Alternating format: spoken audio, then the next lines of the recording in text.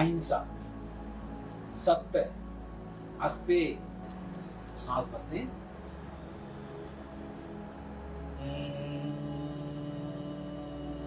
मैं बताता हूँ। आप यहाँ बैठे हुए हैं, यहाँ लाइट है।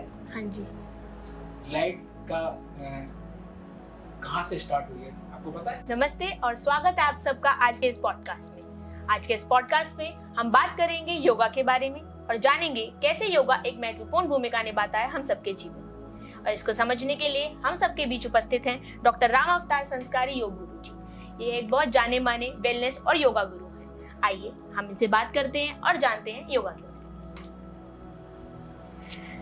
सर, हम जानना चाहते हैं कि आपकी योगा की जर्नी कैसे स्टार्ट हुई थी?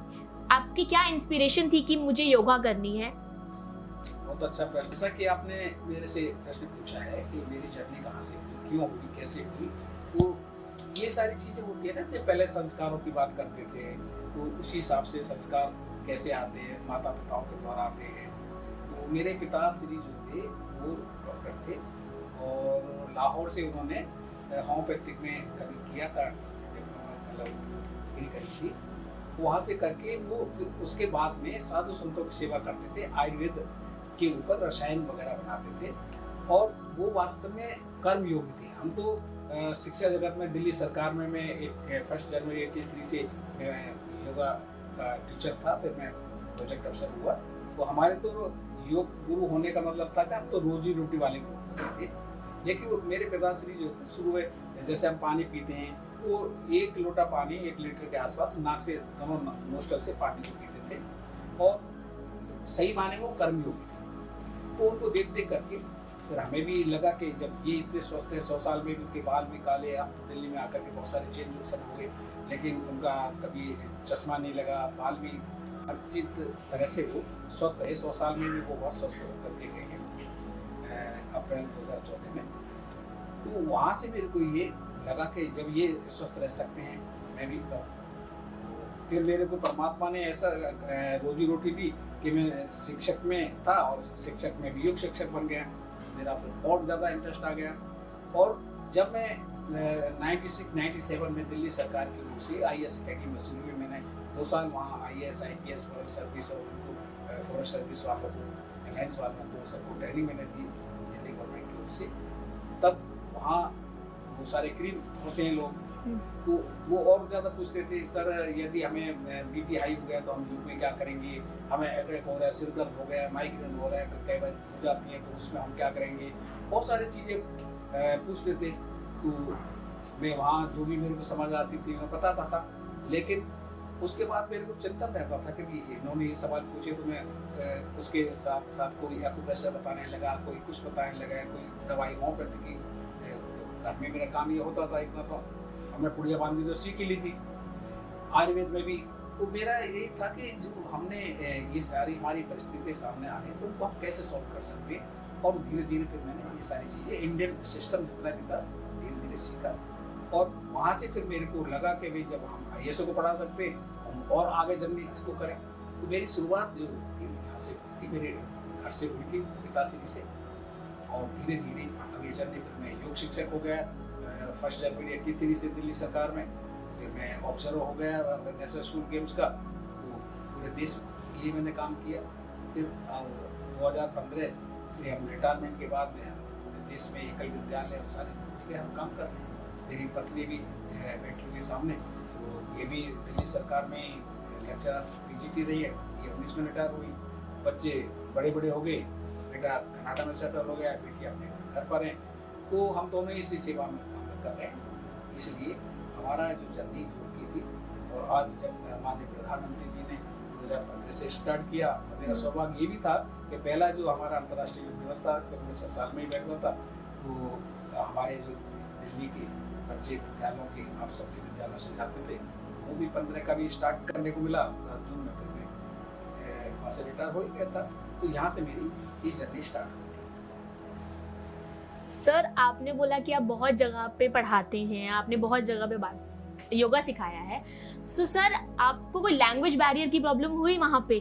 जैसे बहुत बच्चे होते हैं जो उनको हमारी भाषा समझ नहीं आती, जो योग को समझ नहीं पाते हैं, तो आपने उस में क्या करने की कोशिश की कि बच्चे जो है योगा की तरफ ज्यादा जाएं, उसको समझें? बहुत अच्छा प्रश्न है ये, क्योंकि ज़्यादातर ये प्रॉब्लम आती है कि हमारे बच्चे जो है योग में क्यों नहीं जुड़ना चाहते। तो ये मैंने फेस किया, इन चीज़ों को मैंने देखा, क्योंकि मैं खुद अपने पे ही मैं इस बात को करूँ, अपने पर मैं लेना चाहूँ कि यदि हमें भी ऐसा माहौल नहीं मिलता और हमारी लैंग्वेज प्रॉब्लम अलग होती, सिखाने वाला को अलग होता, तो हो सकता है हम भी इस लाइन में नहीं जाते। क्योंकि मेरा तो घर में ही ये काम था, पिताश्री से देखा था। जब हम एकल विद्यालय से जुड़े, मैं 2010 से जुड़ गया था सर्विस में रहते हुए, तो वहाँ पर क्योंकि वो सारे हमारे 1 लाख से ज़्यादा अभी भी विद्यालय हैं आदिवासी क्षेत्र में, 27 स्टेट में हैं, और वहाँ पर वो लोग जो है हिंदी ज़्यादा जानते हैं।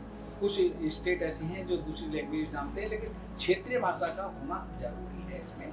और हमारे राष्ट्र, हिंदू राष्ट्र बनाने के लिए हम प्रयत्न कर रहे हैं। हम ये चाहते हैं कि ये अंग्रेज के गुलाम रहे या मुगलों के गुलाम रहे थे, 600 साल रहे, फिर 200 साल ये रहे, उस मानसिकता को आज तक हम नहीं छोड़ पाए हैं। मैं ये नहीं कह रहा कि विद्यालयों में या कॉलेजों में वहाँ पर इंग्लिश या दूसरी लैंग्वेज नहीं पढ़ाई जाए, वो सबको होना चाहिए, लेकिन हमारी जो मातृभाषा है उसको भी हम ना भूल जाए। उससे पहले तो ये योग शिक्षा उनको ही मिलती थी वास्तव में, जो पहले यम नियम का पालन करते थे। और यम नियम का पालन करना कोई छोटी चीज नहीं है। मन वचन कर्म से यम के जैसे कोई 10 अंग हैं, सरलता करने के लिए इसके 10 अंग बना दिए, उनका पालन करना होता था। उसमें क्या है, छोटा सा मैं उनके 10 नाम बताता हूँ सरलता के लिए। अहिंसा, सत्य, अस्तेय, ब्रह्मचर्य, क्षमा, धृति, दया, आर्यव, मिताहार, शौच, 10 अंग हैं। अब इसमें एक अंग पर भी कोई काम कर ले तो पीएचडी का मतलब क्या है, पीएचडी 10 हो सकती है उसमें। ऐसे सत्य का, मन में भी हम गलत ना, झूठ बोलने के लिए बात ना करें, ना बोलें और ना व्यवहार में लाएं। लेकिन हम कितने ऐसे हैं जो हम ना झूठ बोलते हो, ना किसी को मन में ना सोचते हो किसी का बुरा करने के लिए, या थप्पड़ मारने के लिए, या गाली मुंह से ना निकालते हो आपस में भी, परिवार में भी, बाकी तो अलग चीज़ है। तो इसी तरह का क्षमा कितने करते हैं, किसको क्षमा करते हैं, संतोष कितना है हमारे पास में, ये सब, दया करने वाले कितने हैं। तो ये सारी चीज़ें पहले ही की। और इसी तरह से नियम है, नियम को व्यक्तिगत आचरण करने के लिए आते हैं। उसमें तप हो गया, संतोष, आस्तिकता, दान, ईश्वर पूजन, सिद्धांत वाक्यों का श्रवण, लज्जा, बुद्धि, जप, हवन, ये सारी चीज जो हमारे जो करते थे पहले मानव, उनको फिर शब्द लोग जो है योग के आगे के आसन करने का मतलब ये है कि हम जो है अपने शरीर को निरोगी रख सकते हैं। और शरीर हमारा निरोगी रहेगा तो हमारा मस्तिष्क भी निरोगी रहेगा, और फिर हम जो भी काम करने लगेंगे फिर आगे जाएंगे। तब हम उसमें प्राणायाम के माध्यम से, हमारा प्रत्याहार करने से, ध्यान करने से, ध्यान की तरफ हम जब जाते हैं, ध्यान करने का हमारा लक्ष्य ही है। हमारा जो ये जीवन मेला है, जब पैदा होते हैं ना, तो हम जो है जब पैदा होते हैं तो क्या लेके आते हैं, बात बताओ, कौन बताएगा? पैदा होकर के दुनिया में आते तो क्या लेकर के आते हैं? कुछ नहीं लाते सर। कुछ नहीं लाते, कुछ नहीं लाते तो ऐसा नहीं है जो आप दुनिया में आ जाते हैं। जब आप पैदा होंगे तो आप श्वास के साथ आएंगे, नहीं तो आप रखते। और योग का जो आधार है वो श्वास है, लेकिन हम इसको ध्यान नहीं करते श्वास है क्या। बिगैर श्वास के हम ये कहते हैं ना, मन को कंट्रोल कर लें। क्योंकि योग का क्या है कि हमारे शरीर को साथ जुड़ना है, मन के साथ जुड़ना है, मन की जो चंचलता को कैसे शांत करेंगे। और फिर तीसरा आत्मा। हम ये शरीर, हम अधिकांश सभी जितने भी यहाँ पर हैं, हम अपने को शरीर मान रहे हैं, लेकिन शरीर कब तक चल रहा है? जब तक अंदर श्वास आ रहा है, ठीक है। और श्वास कब तक आता है? जब तक आत्मा है। इस शरीर में जब तक आत्मा है, जब तक ही श्वास आता है। आत्मा नहीं है तो श्वास में नहीं है। तो हम क्या हैं? सही बात है, हम क्या हैं? हम आत्मा हैं, परमात्मा के अंश हैं। एक ही परमात्मा पूरी दुनिया का। अव्वल अल्लाह नूर उपाया, कुदरत के सब बंदे, एक नूर से सब जग उपजा, कौन भले कौन मंदे। तो एक ही परमात्मा है कि उसकी सब संतान है। और आज मोदी जी ने यही करके दिखाया कि भाई one earth one health for कि जो पृथ्वी पर जितने भी जीव जंतु और मानव हैं वो सब स्वस्थ रहें योग के माध्यम से। तो एक ही परमात्मा है। तो मोदी जी हमारे माननीय प्रधानमंत्री जी ने ये विश्व को एक करने के लिए ही इस कार्य को किया। सभी स्वस्थ रहेंगे, जब स्वस्थ रहेंगे, मस्तिष्क हमारा ठीक रहेगा, तो ये लड़ाई झगड़े ये सारी चीजें हम शांत कर सकते हैं। तो योग का भी हमें ये पता होना चाहिए कि हमें करना क्या है, कैसे करना है, और फिर आगे स्टेप बाय स्टेप हम कैसे जो हमारा है कि मुक्त हो जाना। अब उसमें हमें बहुत सारी चीजें, जैसे प्राणायाम का है, आप लोग करते भी होंगे, लेकिन मैं आपसे भी पूछना चाहूंगा कि आप किस तरह से करते हैं, प्राणायाम करने का तरीका क्या है, ध्यान करने के क्या तरीका है। ठीक है, आप मेरे से प्रश्न पूछ रहे हैं, मैं भी पूछूंगा, तो इसलिए आप को जो पूछना है मेरे से पूछ सकते हैं। ठीक है, फिर मैं आपसे पूछूंगा। सर, आजकल के जो बच्चे हैं वो योगा की तरफ नहीं बढ़ रहे, वो जिम की तरफ बढ़ रहे हैं। वो ये सोचते हैं कि योगा जो है वो बहुत टाइम कंज्यूमिंग है, मतलब हमें बहुत सालों की प्रैक्टिस चाहिए होगी, तब हम ध्यान की तरफ केंद्रित हो सकते हैं, तब हमारी बॉडी में फिटनेस बढ़ सकती है। बट जिम जो है वो इंस्टेंट रिजल्ट्स दिखाता है, 1 महीना 2 महीने में हम फिट हो सकते हैं। तो आप इस पे क्या कहना चाहेंगे? प्रश्न आपका बहुत अच्छा है, क्योंकि आज का जो आधुनिक समय है उसमें यही सारी चीजें हैं, और बच्चे ये चाहते हैं कि हम आज करें और कल को रिजल्ट आ जाए। लेकिन ये भी आपने सबने देखा होगा यूथ में कि उनको परेशानी कितनी आती है जिम जाने में। वहाँ का जो खान पान जो होता है और जो अलग अलग चीजें बताते हैं कि ये खाने में आप मिलाएं, ये करें, उनके साइड इफेक्ट कितने हैं। साइड इफेक्ट इतने हैं कि उनको जो है बहुत जल्दी मेडिसिन में चला जाना होता है, और बहुत सारे साइड इफेक्ट उनको हो रहे हैं। और यूथ जितने भी सब जिम जाना चाहते हैं, योगासन करना कम चाहते हैं, लेकिन जो वास्तव में स्पोर्ट्स मैन है, जो सही स्पोर्ट्समैन है, जो सोचते हैं कि हम ओलंपिक से मेडल लेके आए। क्योंकि मैं जब सतपाल स्टेडियम में था तो हमारे सतपाल जी जो थे डायरेक्टर स्पोर्ट्स, महावाली सतपाल जी, देखते थे वो जब ओलंपिक में मेडल नहीं आए तो कहते थे डॉक्टर साहब कैसे मेडल आ सकते हैं। लेकिन सर हमारा क्या है कि हम दूसरों को मानने हैं और दूसरे जो है हमारी चीज़ को मानने हैं। वहाँ कोई भी स्पोर्ट्स वाले ज़्यादातर जो ओलंपिक तक जाना चाहते हैं तो वो मेडिटेशन करते हैं। मैंने उनको बताया तो उन्होंने बोला करके दिखाइए। हमने वो चालू किया। उस समय हमारे कुश्ती वाले थे, सुशील पहलवान जी, योगेश जी, और बहुत सारे वहाँ थे, करीब 401 पहलवान थे और अलग अलग गेम्स के थे। तब उन्होंने ये चालू कराया था और ओलंपिक में भी हमारे मेडल चालू हुए। तो कहने का मतलब ये है कि यदि हम उस हिसाब से हम डाइट अच्छी रहें और उन बच्चों को ये पता चल जाए कि हमारा कोई भी स्पोर्ट्स हो, योग को तो करना अनिवार्य है। ये तो क्रिकेट वाला है वो एक बाजू में ज्यादा प्रेशर जाएगा, कोई दूसरा बैडमिंटन वाला है वो हो जाएगा। योग जो सब में बैलेंस बनाता है, उसको ताकत देता है। एक ही हाथ साइड से हम करते हैं, कोई भी गेम कर रहे हैं उस हिसाब से उन गेम वालों को भी या कोई भी दुनिया का कोई काम करने वाले हो, योग सबके लिए अनिवार्य है, क्योंकि योग ही से ही सर्वांगीण विकास होता है। बाकी दुनिया का कोई भी ऐसा सब्जेक्ट नहीं है कि जिससे एक के करने से सब चीज हो जाए। और वो क्यों होता है ये भी मैं बता देता हूँ क्यों होता है। क्योंकि जब आप योग करते हैं तो योग का जो आधार है श्वास है, श्वास के साथ जुड़ करके जब आप कोई कार्य करते हैं, उस बीच में जब श्वास के साथ आप जुड़ रहे हैं तो उस समय कोई आपके अंदर विचार नहीं आता। ये मेन कारण है। विचार नहीं आता तो आप बंधन में नहीं बनते। जो हमारा जीवन जो मानव चोला मिला है 84 लाख योगियों के बाद मिला है।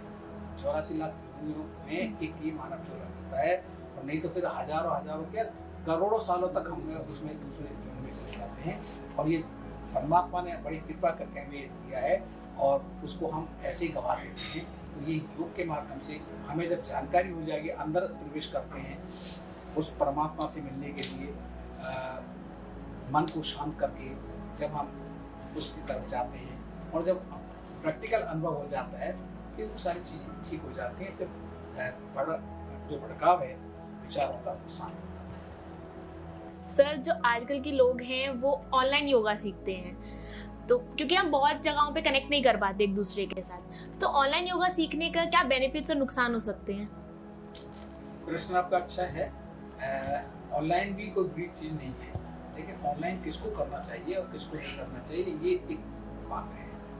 वो विशेष बात यही है कि जिनको नॉलेज नहीं है योग के बारे में, कभी बेस उसका योग का बना ही नहीं है, और वो ऑनलाइन सीखेंगे तो वो प्रैक्टिकल सही मायने में जो होना चाहिए नहीं कर पाते।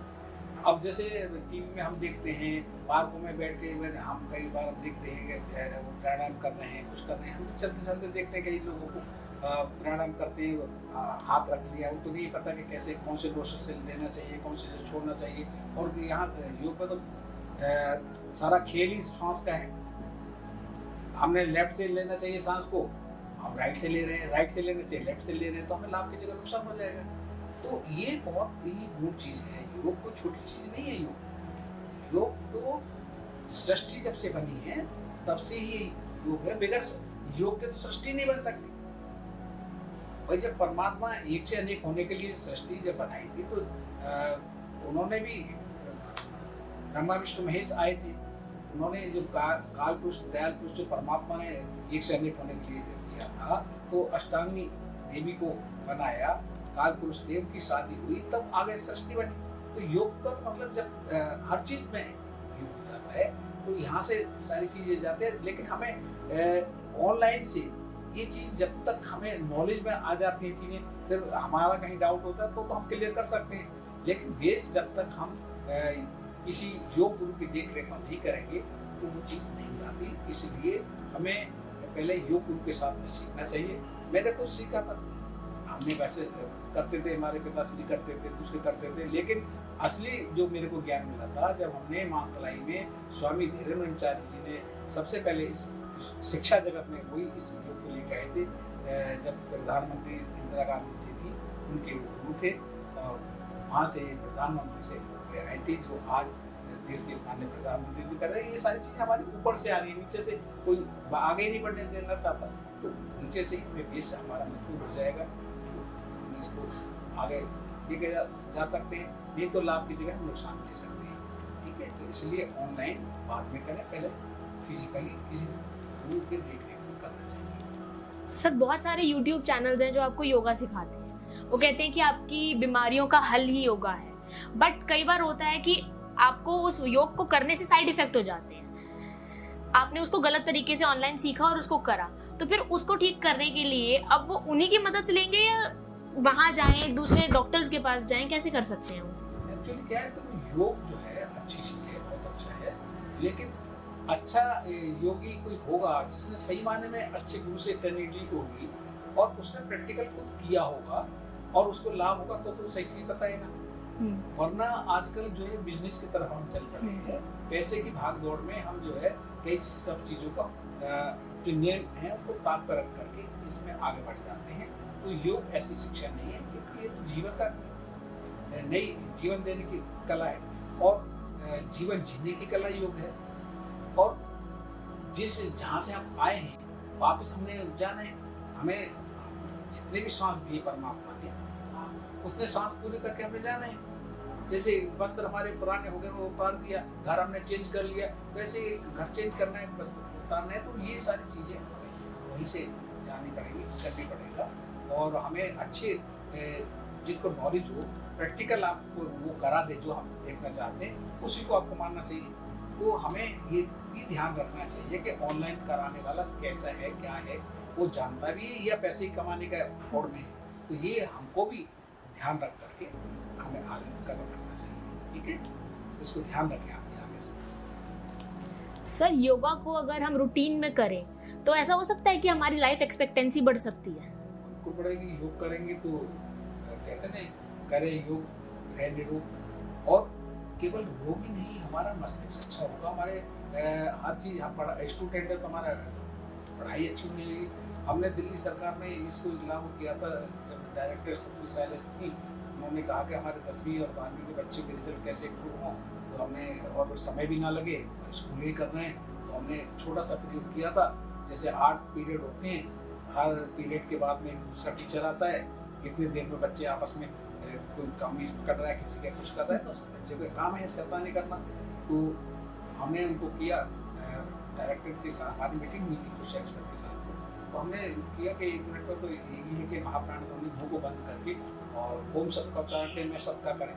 पहले ओम का ही किया था।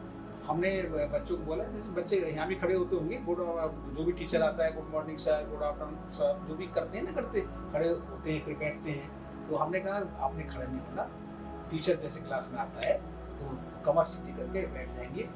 जो बच्चे मोटे होते थे, वजन ज़्यादा होता था, तो उनको कहते हैं अंजलि मुद्रा में बैठ जाएं, बाकी ज्ञान मुद्रा में बैठ करके आंखें बंद करके 3 बार मैं शब्द का उच्चारण करते थे। एक बार मैं बताता हूँ आपको। सांस भरते हैं,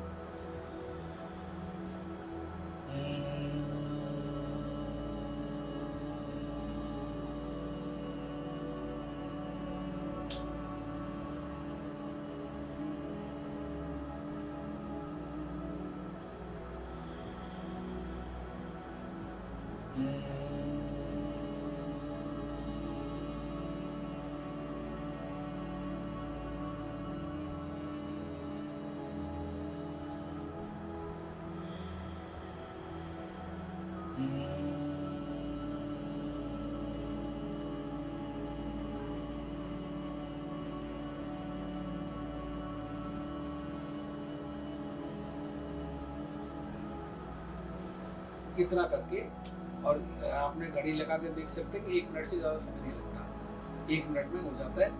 तो जैसे भी बच्चे आपस में शैतानी कर रहे थे, टीचर आ गए, ये आपने कर लिया, तो आपका चित्त वृत्तियाँ जो बाहर मुखी हो रही थी वो शांत होकर के अंतर्मुखी हो गई। फिर जो टीचर पढ़ाएगा वो ठीक हो जाएगा। कमर सीधी करके हमने बताया कि कमर सीधी करके आपने बैठना है क्लास में। जब टीचर आपको पढ़ा रहे हैं तो आपको कमर सीधी होनी चाहिए। हर चीज़ का विज्ञान है, योग क्या विज्ञान है, ठीक है, ये आपको समझ आनी चाहिए। तो जब हम कमर सीधी कर रहे हैं, ये जब हम कमर सीधी करके बैठते हैं, ये हमारा एंटीना है। जब टीवी का एंटीना तो हमारा से गर्दन और रीढ़ की हड्डी सीधी होनी चाहिए ताकि वाइब्रेशन पूरी जाए। जैसे वहाँ हम देख रहे हैं तो पिक्चर, जैसे आप कमर झुका के बैठेंगे तो आपको धुन मिलाएगी। इसको क्लास में बैठे बैठे भी आप जो है विचार कहीं पहुँच जाएंगे, बैठे हम कहीं हैं। तो उन चीज़ों को हमें ध्यान करना, ये विज्ञान है। उसी तरह से हमने कमर सीधी करके बैठेंगे, कंसंट्रेशन आपकी बन गई 3 बार करने से ही। जिन बच्चों को नींद नहीं आती, रात को बुरे सपने दिखाई देते हैं, इसी को 9 टाइम्स करके सोते समय करें। और ज़्यादा कर लें तो और अच्छी बात है, 6 मिनट कर लें तो बहुत ही अच्छी बात है। जिनको बच्चों को सपने गलत दिखते हैं, डर लगता है, नींद नहीं आती, डिप्रेशन में चले गए हैं, ये सब चीज़ इसी से हो जाती है। तो इसका बेस का हमें पता होना चाहिए। प्रैक्टिकल करके आप देखो, फिर आपका रिजल्ट अच्छा लगता है, नींद अच्छी आती है, आपकी मेमोरी अच्छी बढ़ने लगती है। 30% रिजल्ट बढ़ा था केवल इस क्रिया को प्रैक्टिकल करने के लिए। 3 बार ऐसे ही 3 बार करते थे हर पीरियड में, 1 मिनट से ज़्यादा समय नहीं लगता था, और उनके 30% रिजल्ट इम्प्रूव हुए थे। सर, जो हमारे पॉडकास्ट के लिसनर्स हैं उसमें कई ऐसे होंगे जो आज तक जिन्होंने योगा और ध्यान नहीं किया, तो आप बताइए कि ध्यान की टेक्निक्स क्या हैं, कैसे ध्यान की तरफ जा सकते हैं? ये योग जो है 8 अंग मैंने बताया थे, अष्टांग है, और सबसे जो महत्वपूर्ण है वो है ध्यान, मेडिटेशन। और इसकी परिभाषा हमारे अलग अलग संतों ने, अलग अलग विद्वानों ने अपने हिसाब से की है।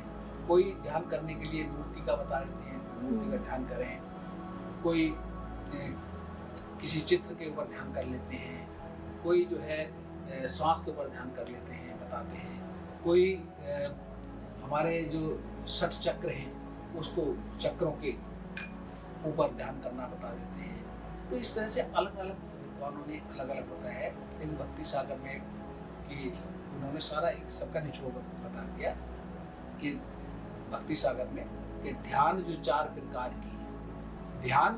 प्रकार की कहूँ जो उनकी रीत, पदस्थ पिंड रूपस्थ हैं चौथा रूपाती। तो 4 ध्यान उसमें बताए हैं। उसमें श्वास के ऊपर ध्यान करना बता दिया, मूर्ति को सबसे पहले मूर्ति में ध्यान करते हैं, जैसे चक्रों के ऊपर ध्यान करते हैं, कोई बिरकुटी में तिलक लगाने वाले स्थान पर करते हैं, क्योंकि यहीं आत्मा का निवास हिस्सा हमारा इस शरीर के अंदर ही है, और वो है बिरकुटी। तो इसको करना बताया है। लेकिन ये जो आपने जो चीज़ पूछी कि ध्यान करने का तरीका क्या है, टेक्निक क्या है, तो ये बहुत महत्वपूर्ण है और इसको कोई पूछना भी नहीं चाहता है। ये मेरे को अच्छा लगा कि इस चैनल के माध्यम से जो आप पूछना चाह रहे हैं वो सबको जानकारी मिलनी चाहिए। और यदि हमें सही टेक्निक नहीं है तो हमारे कितने भी जीवन हम जन्म ले लें वहाँ तक हम पहुँच ही नहीं पाते। और जो संत महात्मा को ये मार्ग होता है, यदि वो सही शिक्षा देते हैं तो पहले दिन से ही हमें ये प्रक्रिया चालू हो जाती है। पर ये कहते हैं ना, योग साइंस बोलते हैं, योग विज्ञान, योग साइंस, हमारे दीनबंधु जी ने उसका नाम ही रखा था योग विज्ञान करके, पुस्तक का नाम था। तो इसमें क्या है, अब विज्ञान कहाँ जुड़ेगा ध्यान में, ये भी सोचने वाली बात है ना। जैसे हमने विज्ञान तो बोल दिया, अब ध्यान करने में हमें ये पता होना चाहिए कि ध्यान करने में हमें अनुभव क्या करना है, अनुभव क्या करना है। क्योंकि ये जो सचखंड है, ये तीन हमारा वो शरीर हो, स्थूल हो गया, फिर सूक्ष्म हो गया, सूक्ष्म में हम जाते हैं, फिर कारण हो गया, मतलब ब्रह्मलोक हो गया, फिर पार ब्रह्मलोक है, और उसके बाद में सचखंड होता है। लेकिन हम जितना भी दुनिया में रहने वाले करते हैं, तीन लोकों की बात करते हैं, ब्रह्मा विष्णु महेश तक की। लेकिन असली जो है हमारा सचखंड होता है। और सचखंड में क्या है कि वहाँ केवल जो एक सूर्य के प्रकाश से पूरी दुनिया चमकती है। तेज गर्मी में तेज सूर्य होता है तो हम जलने लग जाते हैं, सूर्य ना निकले सर्दियों में तो हम परेशान हो जाते हैं, ठंडक हो जाती है। तो वो जो परमात्मा का जो सूर्य बताते हैं, और वो एयर कंडीशन की तरह रहते हैं। और वो एक ऐसी प्रक्रिया है, चाहे दुनिया का कोई रोग हो, यदि उस प्रक्रिया में चला जाए तो वो रोग भी ठीक हो जाते हैं और परमात्मा से मिलन हो जाता है।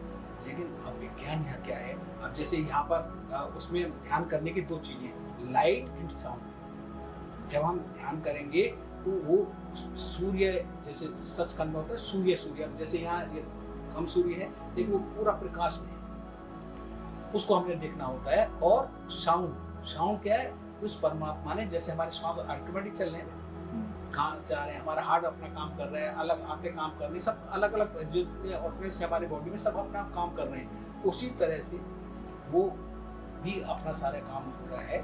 तो वहाँ पर हमारे शरीर में एक ध्वनि चलती है, जो एक संगीत चलता रहता है, 24 घंटे चलता है। उन दोनों से मिलना ही ध्यान है, सही मायने में जो संतों का ध्यान है। और वो ध्यान कब होता है, हमारे शरीर में कोई 72,000 नाड़ियाँ बताते हैं, कोई 72,864 नाड़ियाँ बताते हैं। लेकिन जो मुख्य जो 3 नाड़ियाँ हैं, ईड़ा, पिंगला, सुषुम्ना, सुना है कभी आपने? ईड़ा पिंगला, ईड़ा होता है बायां स्वर, और ये जिसको चंद्र बोलते हैं, राइट साइड का जो होता है सूर्य स्वर होता है, पिंगला बोलते हैं। और जब दोनों एक स्वर जो है एक साथ चलते हैं, वो सुषुम्ना वायु होता है, और वो अध्यात्म का होता है। ठीक है, जब तक ये दोनों यहीं से सब सृष्टि है, प्राण अपान यूरक कैसे रजो रेतस्ता, सूर्य चंद्र मसो योगा जीवात्मा परमात्मा, यहीं से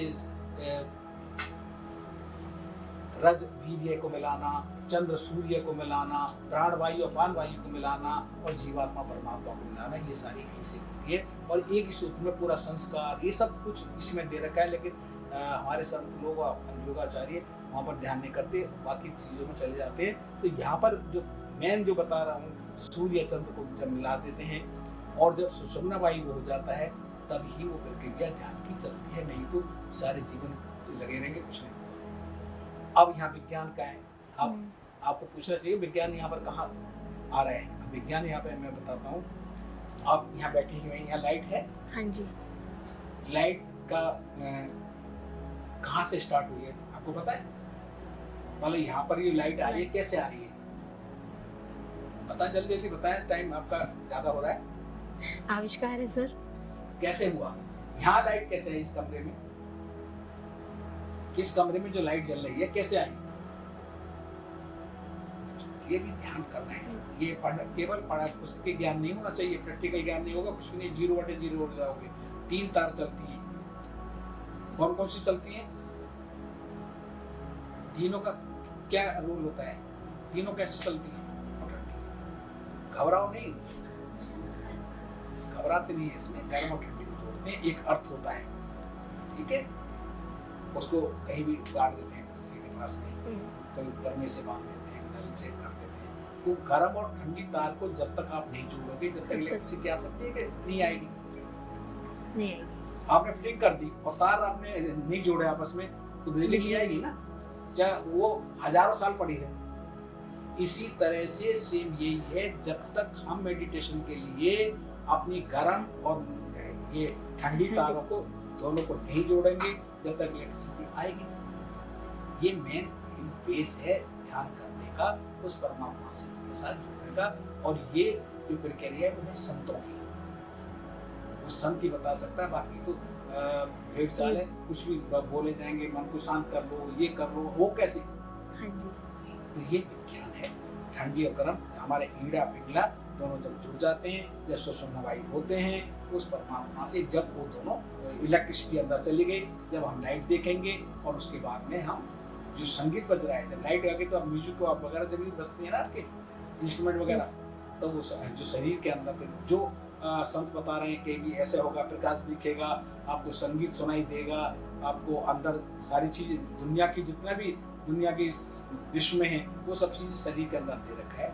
उसका हम प्रैक्टिकल जब अनुभव कर लेते हैं तब हम मानते हैं कि वास्तव में योग क्या है, और वो होता है हमारा जीवात्मा परमात्मा का मिलन अंत में। ठीक है, ये टेक्निक आपको ध्यान रखनी चाहिए। बगैर इसके आप कितने भी जन्म ले लें आप वहाँ तक नहीं जाएंगे। जैसे मैंने तार का बताया, जब तक हम गर्म और ठंडी तार को नहीं जोड़ेंगे बिजली नहीं। ठीक है, कोई डाउट तो नहीं? नमस्ते। धन्यवाद सर आपका।